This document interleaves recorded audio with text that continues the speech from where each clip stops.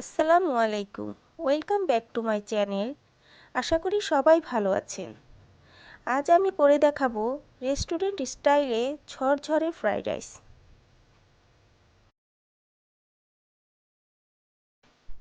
এখানে আমি 3 রকমের সবজি নিয়েছি: বাঁধাকপি, ক্যাপসিকাম, গাজর।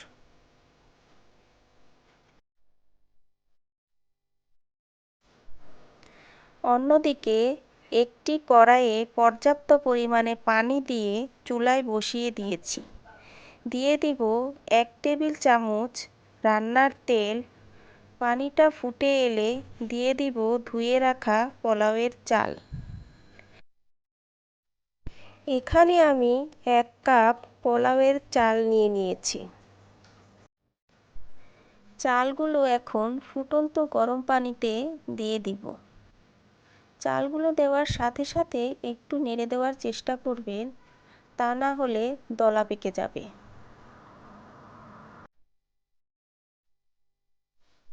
ভাত রান্না করার সময় খেয়াল রাখবেন, এখানে সম্পূর্ণভাবে ফুটিয়ে নেওয়া যাবে না। এখানে আমি 90% ভাতগুলো ফুটিয়ে নিয়েছি।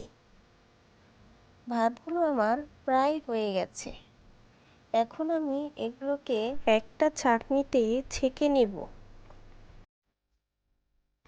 এখানে একটি ট্রে নিয়েছি।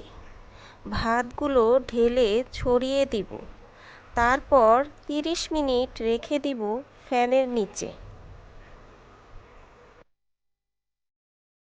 চুলায় একটি ফ্রাই প্যান বসিয়ে দিয়েছি।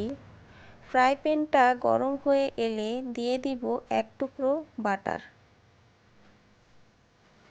অবশ্যই চেষ্টা করবেন বাটার দিয়ে ফ্রাইড রাইসটা রান্না করতে। বাটার দিয়ে রান্না করলে এর ফ্লেভার ও স্বাদটা ভালো আসে। এখন এখানে দিয়ে দিব 1 টেবিল চামচ রসুন কুচি। রসুন কুচি দিয়ে ভালোভাবে নেড়েচেড়ে ভেজে নিব। রসুন ভাজা হয়ে গেলে দিয়ে দিব কেটে রাখা সবজি। এখানে আমি গাজর কুচি দিয়ে দিলাম।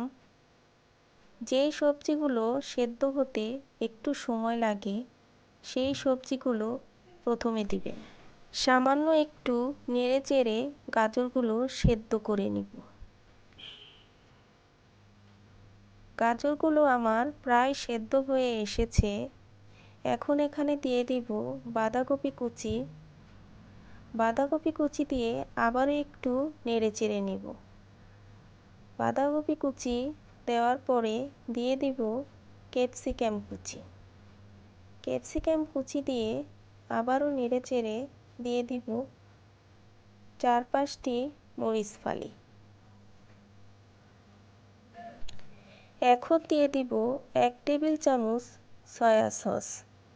আর দিয়ে দিব 1/4 চা চামচ গোলমরিচের গুঁড়া। সামান্য একটু নেড়েচেড়ে সবজিগুলো সাইড করে ডিম ভেজে নিব।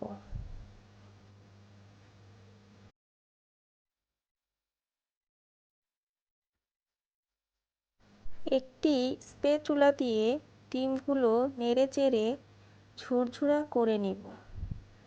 দিয়ে দিব 1 চিমটি লবণ। লবণ দিয়ে আবারও নেড়েচেড়ে সবজির সাথে মিশিয়ে নেব।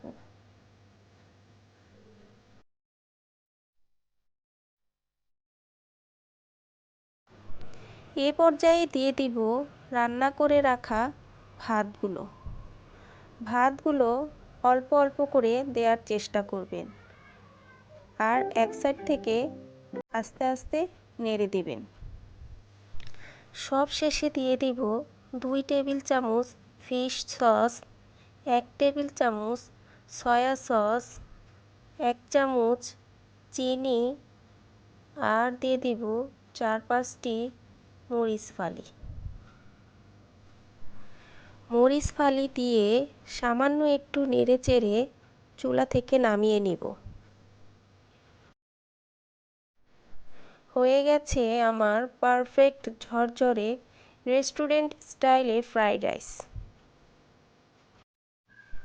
কেমন হয়েছে আমার রেসিপিটি। যদি ভালো লেগে থাকে তাহলে কমেন্টস করে জানাবেন। আল্লাহ হাফেজ।